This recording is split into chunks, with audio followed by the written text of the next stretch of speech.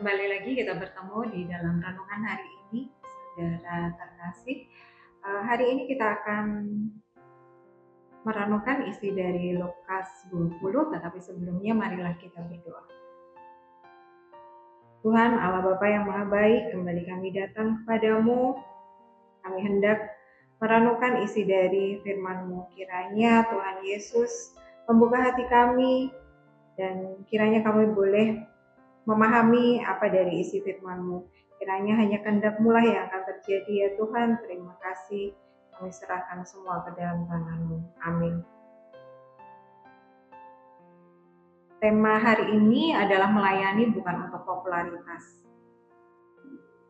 Ayatnya diambil dari Lukas 20 ayat 45 sampai dengan 47, dilanjutkan ayat 21, ayat 1 sampai dengan 4. Tetapi saya hanya akan membacakan Lukas pasal 20 ayat 46 sampai dengan 47. Waspadalah terhadap ahli-ahli Taurat yang suka berjalan-jalan memakai jubah panjang dan suka menerima penghormatan di pasar, yang suka duduk di tempat terdepan di rumah ibadah dan di tempat terhormat dalam perjamuan, yang menelan rumah janda-janda dan yang mengelabui mata orang dengan doa yang panjang-panjang. Mereka itu pasti akan menerima hukuman yang lebih berat. Bicara tentang tema hari ini, melayani bukan untuk popularitas, saya teringat dengan atasan saya 5 tahun yang lalu. Atasan saya itu suka bersuap foto dan selalu bilang bahwa upload status kemudian untuk popularitas. Ya memang mengupload produk untuk popularitas itu penting karena untuk menciptakan pencitraan dari produk tersebut. Tetapi bagaimana dengan pelayanan? Perlukah kita menjadi populer? Sudah tentu seseorang memiliki keinginan untuk menampilkan diri dari sisi yang terbaik di hadapan orang lain.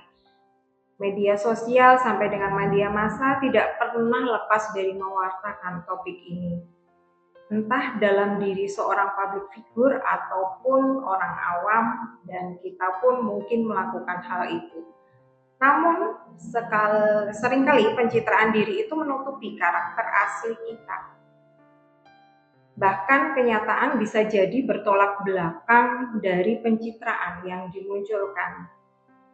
Ketika ada orang yang mengutamakan pencitraan diri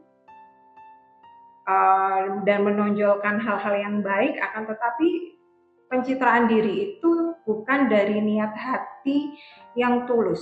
Biasanya kita menyebutnya sebagai orang yang munafik, orang yang bermuka dua, atau menunjukkan kebaikan yang palsu.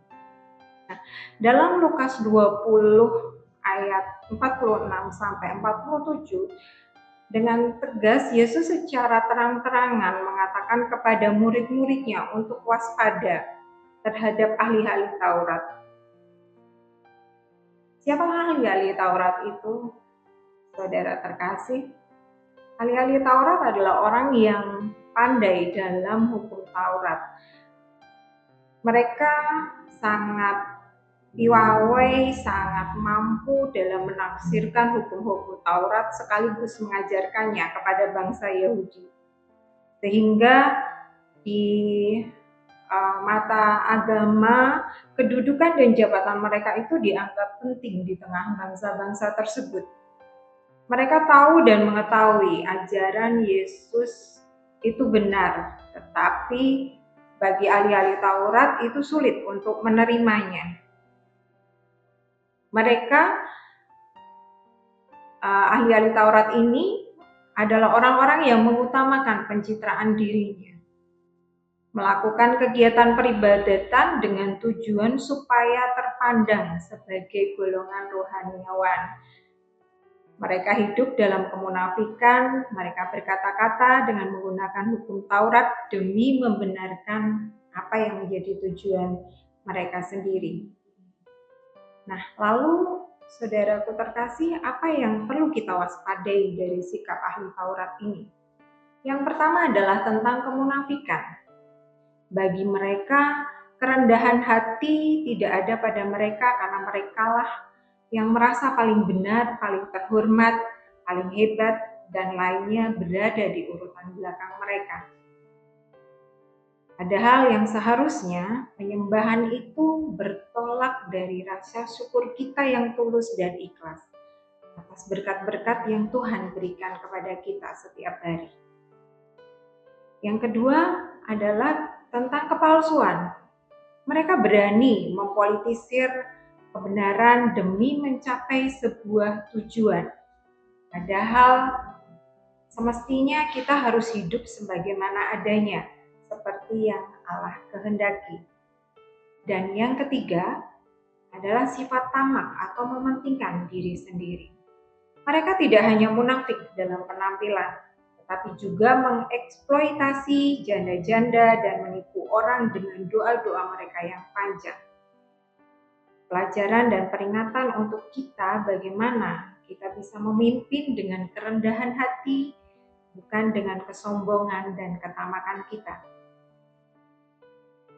Saudara yang terkasih, lakukan apa yang dapat dilakukan untuk Tuhan dengan kesungguhan hati. Berikanlah apa yang bisa diberikan kepada Tuhan, karena pelayanan itu bukan hanya sekedar popularitas. Demikianlah renungan hari ini, kiranya bisa menjadikan kita lebih baik dari hari kemarin. Mari kita tutup di dalam doa. Ucap syukur ya Bapa atas berkat karunia-Mu. Bacaan hari ini sungguh mengingatkan kepada kami bahwa ketulusan hati, cinta kasih kami, dan ketaatan kepada-Mu lah bagian dari pelayanan kami, bukan hanya sekedar mempopularitaskan diri kami. Kami percaya ya Tuhan, di dalam kasih kuasa-Mu, Engkau akan selalu mengingatkan kami, Engkau akan selalu menyentuh hati kami masing-masing supaya apa yang kami lakukan seturut dengan kehendak-Mu. Terima kasih Tuhan Yesus. Amin.